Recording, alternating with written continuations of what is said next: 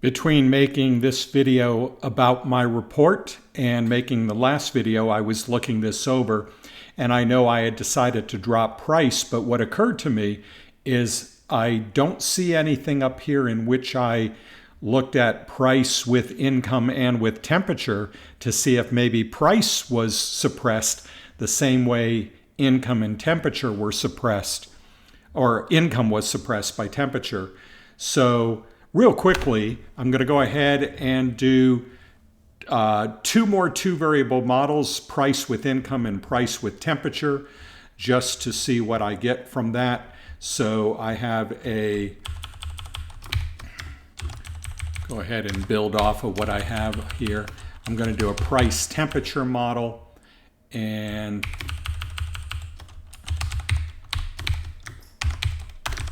then I'm going to do a price income model.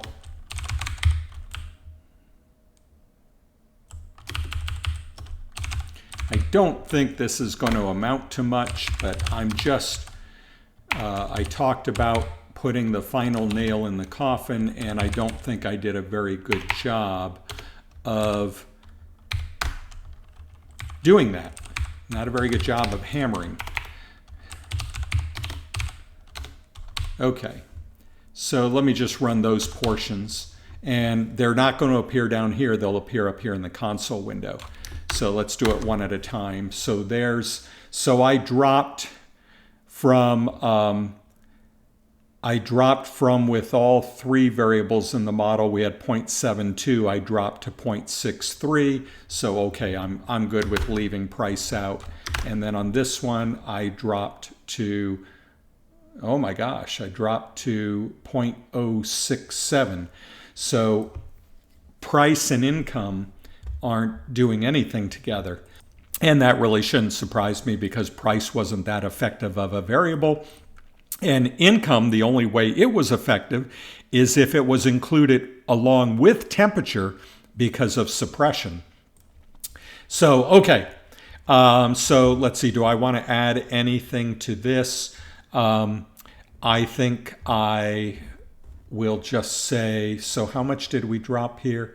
We dropped from 0.70 if I have temperature and income together to 0.63, so about 7 points. So why don't I say this? Add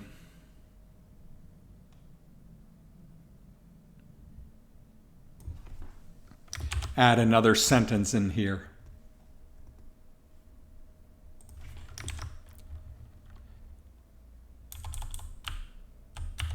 I just trying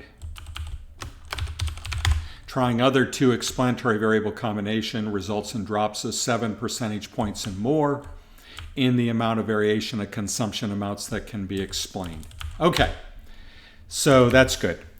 Now I've kind of taken into account all the possibilities there.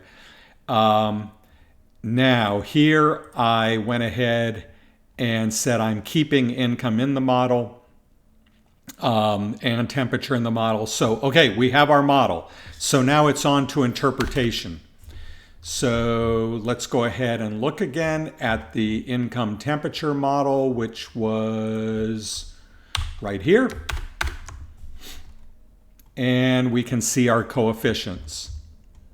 Okay.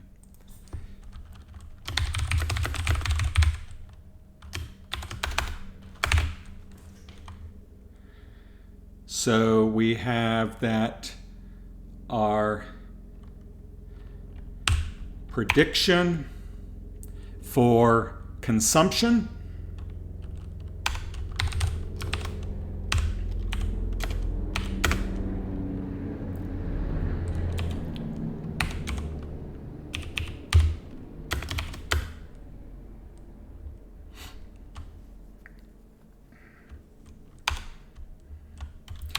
What about if I did this as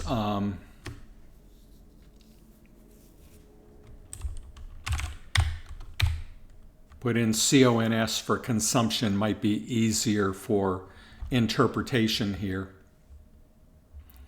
And then our next one is going to be a hat on What did we have first here? Income.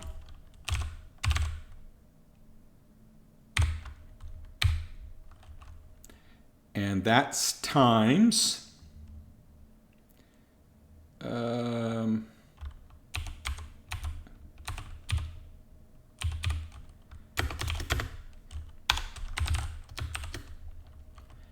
we have temperature, and that's times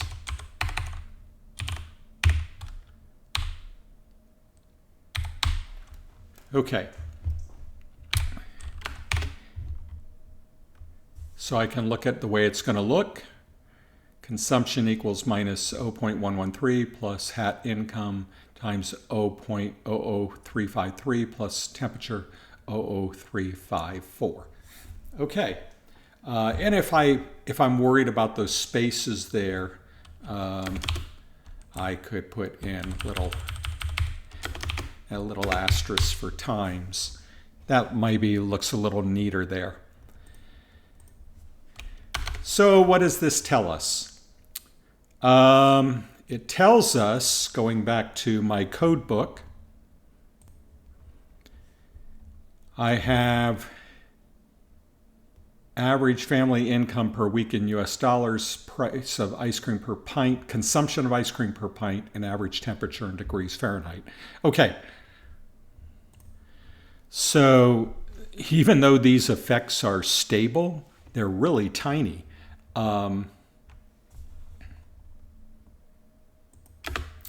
I'm going to go ahead and multiply income or add income in units of 10.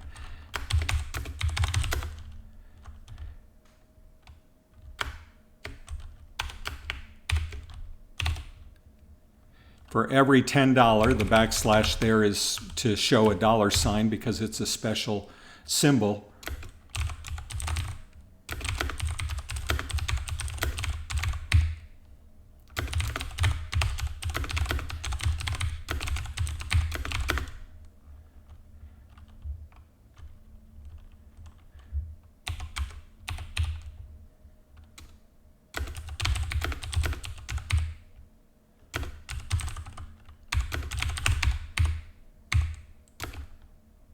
And I think that was per person, wasn't it? I think I talked about it right here at the beginning. Let's see. Yeah, ice cream per person in pints.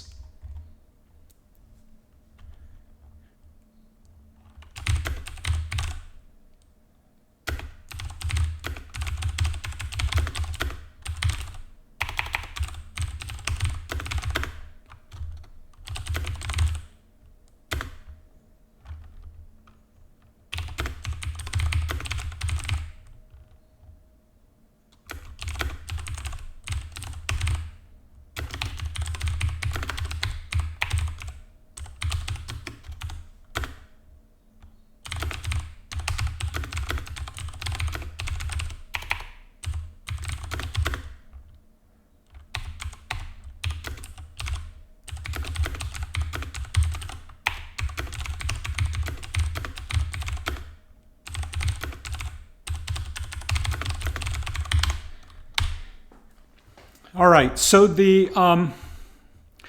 the effect is really small. 0.03 of a pint increase for every $10 more of family income, controlling for temperature, and 0.03 of a pint of ice cream. Now this is again per person, and so if you're thinking about looking at this in terms of a family, then that's more consumed if you're taking bigger groups of people. And remember at the beginning I said the one thing I don't know is what kind of time period this was on. Is this in one sitting? Is this in a week? Is this in a month? Is this in a year? So it might be that this is over a short time period, in which then that 0.03 of a pint makes a lot more sense. But gosh, we're talking about spoonfuls here in terms of the effect. So even though my model is a good model, the effect is very small. I'm going to say this.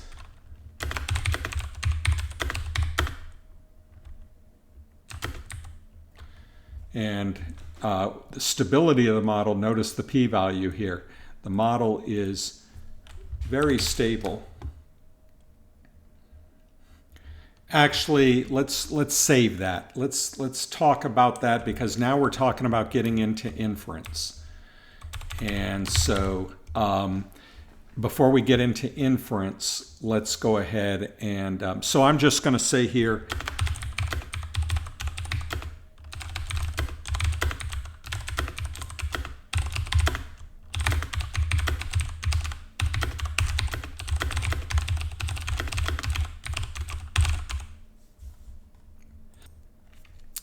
okay. One point that I have made in some videos while I was lecturing about the topic that I'm going to make again here while I'm constructing the report, and that is, can I say all this even though I haven't checked the conditions for valid inference? The answer to that question is yes, I can. Everything I've said here has to do with description. It has to do with what we observe based upon the data we collected. And this is the model that we would come up with based on that data. Inference has to do with what would it look like if we went outside this study? What if we took another sample? What if we took multiple more samples? What if we took a bigger segment of the population? Do I expect these kind of results to hold up? And of course, if I'm going to state that with any degree of confidence, I'm going to have to start putting intervals in there. So everything I've said here is descriptive. I believe in graphical displays and descriptive statistics as very important. It tells about what you actually obtain from your study. But now we need to talk about inference, and we'll do that in the next video.